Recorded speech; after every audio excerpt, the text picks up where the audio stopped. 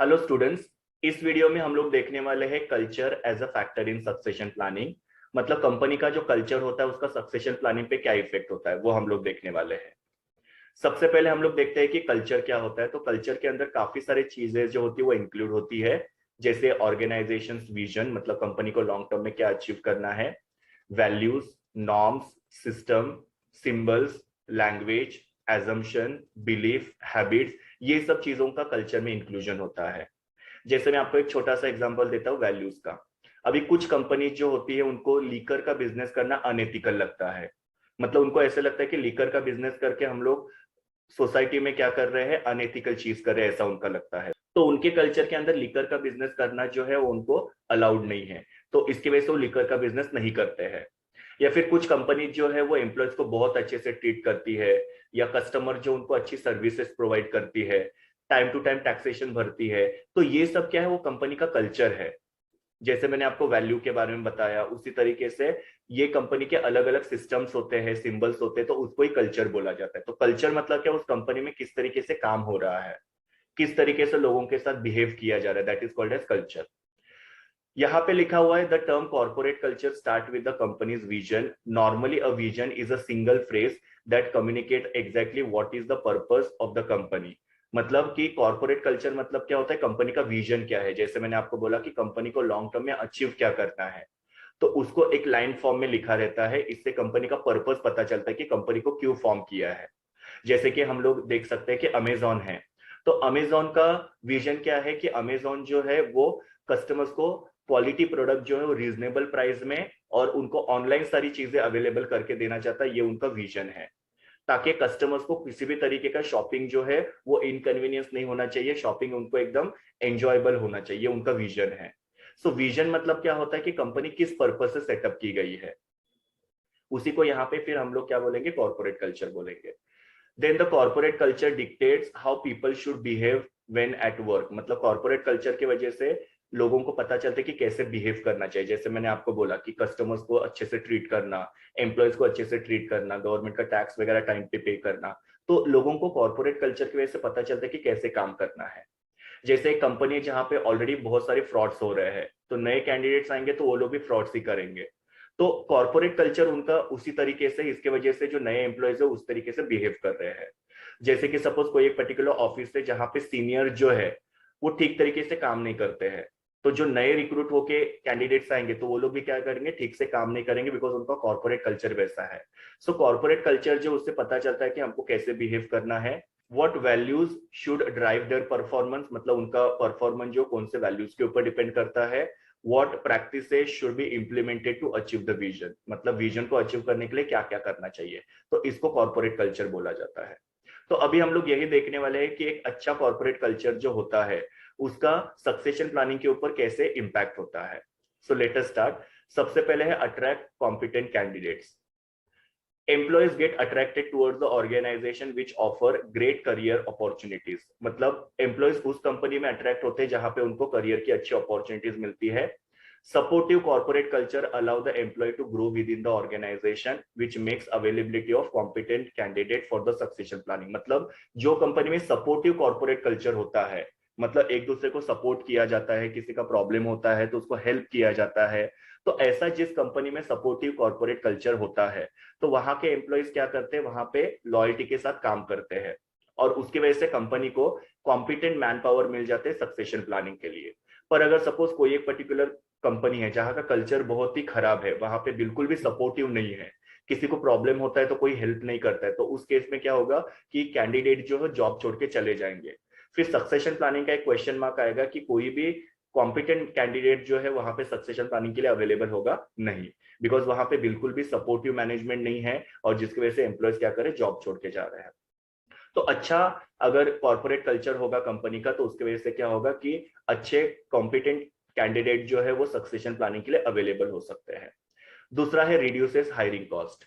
Hiring and retaining a competent manpower is a challenge for the organisation. मतलब क्या कि नए candidates को रिक्रूट करना और उनको रिटेन करके रखना, मतलब उनको जॉब छोड़ के नहीं जाने देना, ये काफी बड़ा चैलेंज आजकल हो चुका है। बिकॉज आजकल क्या होता है कि कैंडिडेट जॉब पे आते हैं और अगर उनको दूसरी जगह पे अच्छी अपॉर्चुनिटी मिली तो वो जॉब छोड़ के जाते हैं। तो ये कैंडिडेट को जॉब पे लेना और उनको रिटेन करके रखना कंपनी के लिए काफी ज्यादा चैलेंजिंग हो चुका है, या एक जो एचआर मैनेजर होता है उसके लिए बड़ा चैलेंज है। Employee turnover is not only expensive but time consuming too. मतलब एम्प्लॉय जब जॉब छोड़ के जाते हैं, जिसको एम्प्लॉय टर्नओवर बोलते हैं, वो कॉस्टली भी है, प्लस इसके वजह से टाइम भी काफी ज्यादा जाता है। Hiring new candidate with good skill but misfit with the culture may be disastrous for the company। मतलब क्या, आपने नए कैंडिडेट को सिलेक्ट किया जो काफी अच्छा है, उनके स्किल्स काफी अच्छे हैं, लेकिन वो कंपनी के कल्चर के साथ मैच नहीं हो रहे हैं, तो उसके वजह से क्या हो सकता है, कंपनी में डिजास्टर हो सकता है, मतलब कंपनी का ग्रोथ नहीं होगा। बिकॉज वो कैंडिडेट अच्छा है, उसके स्किल्स काफी अच्छे हैं, लेकिन कंपनी के कल्चर के साथ वो मैच नहीं हो पा रहा है। जैसे कि कोई नया सीईओ आया है, पर वो सीईओ जो है वो कंपनी में जो भी फ्रॉडुलेंट एक्टिविटीज वगैरह हो रही है उसके साथ मैच नहीं कर पा रहा है, क्योंकि वो सीईओ जो काफी एथिकल पर्सन है। तो यहाँ पे कंपनी ने क्या किया है, नए कैंडिडेट को सिलेक्ट तो किया है, लेकिन वो कल्चर के साथ फिट नहीं हो रहे हैं, तो उसके वजह से क्या हो रहा है, कंपनी में प्रॉब्लम्स क्रिएट हो रही है। A good corporate culture keeps alive the hope of the existing employee for the future key positions in the organization। मतलब क्या, कि अगर कंपनी का कॉर्पोरेट कल्चर अच्छा होगा तो उसके वजह से क्या होगा कि जो भी कंपनी के एम्प्लॉयज है उनके होप बने रहेंगे कि हम लोग को आगे जाके सक्सेशन प्लानिंग के थ्रू जो हायर पोजीशन है वहां पे प्लेस किया जा सकता है। Therefore reduces the hiring cost of the new candidate for the succession planning। इसके वजह से कंपनी का क्या होगा कि नए कैंडिडेट को सिलेक्ट करने का जो खर्चा है वो कम हो जाएगा। तो यहाँ पे अच्छा कॉर्पोरेट कल्चर होने की वजह से जो भी कैंडिडेट्स है उनको एक होप बना रहता है कि हम लोग को आगे जाके कंपनी का जो की पोजीशन है वो टेक ओवर करने का चांस मिल सकता है। Next one is enhances productivity and performance. मतलब जिस कंपनी का कॉर्पोरेट कल्चर अच्छा होता है वहां के एम्प्लॉयज जो होते हैं उनके अंदर एक सेंस ऑफ बिलोंगिंगनेस डेवलप होता है, मतलब हम लोग इस कंपनी का एक पार्ट है ऐसा उनका लगता है, और वो लोग एक्सपेक्टेशन से ज्यादा जो है वो कंपनी के अंदर काम करते हैं। फिर बाद में इसकी वजह से क्या होता है कि उनकी प्रोडक्टिविटी और परफॉर्मेंस जो होता है वो इंप्रूव होता है, और उसकी वजह से फिर उनको हायर पोजीशन के लिए कंसिडर किया जा सकता है। Then next one is greater job satisfaction. इसका मतलब क्या है कि जब कंपनी का कॉर्पोरेट कल्चर अच्छा होता है तो उसके वजह से एम्प्लॉय जो है वो लोग का जॉब सेटिस्फेक्शन जो होता है बढ़ जाता है। बिकॉज यहाँ पे एम्प्लॉय जो है उनके एक्सपेक्टेशंस फुलफिल हो रहे हैं, वो लोग जो भी जॉब से एक्सपेक्ट कर रहे हैं वो सारी उनके एक्सपेक्टेशंस यहाँ पे अच्छे कॉर्पोरेट कल्चर की वजह से कंपनी फुलफिल करती है। मतलब जैसे उनको सैलरी चाहिए, उनको करियर में ग्रोथ चाहिए, उनको ट्रेनिंग एंड डेवलपमेंट चाहिए, ये सारे बेनिफिट्स कंपनी उनको देती है, जिसकी वजह से एम्प्लॉय जो होते हैं जॉब से सेटिस्फाइड होते हैं, और फिर बाद में ऐसे एम्प्लॉय जो डेडिकेशन के साथ और लॉयल्टी के साथ कंपनी में काम करते हैं, और फिर ऐसे एम्प्लॉयज को यहाँ पे क्या किया जाता है, सक्सेशन प्लानिंग के लिए कंसिडर किया जाता है। Next one is employee retention. Now employee retention मतलब क्या, एम्प्लॉय जॉब छोड़ के नहीं जाते हैं। एम्प्लॉयज कब जॉब छोड़ के जाते हैं, जब कंपनी का कॉर्पोरेट कल्चर अच्छा नहीं होता है। पर यहाँ पे क्या हो रहा है कि कंपनी का कॉर्पोरेट कल्चर अच्छा होने की वजह से एम्प्लॉय जो है जॉब छोड़ के जाते नहीं है, और उसके वजह से फिर क्या होता है कि ये जो रिटेन्ड एम्प्लॉयज होते हैं उनको यहाँ पे फिर सक्सेशन प्लानिंग के लिए कंसिडर किया जाता है। And the last one is enhance employee engagement. Employee engagement का मतलब क्या होता है कि एम्प्लॉय कंपनी के साथ या काम के साथ कितने इन्वॉल्व होते हैं, कितना वो कंपनी के बारे में पैशनेट फील करते हैं।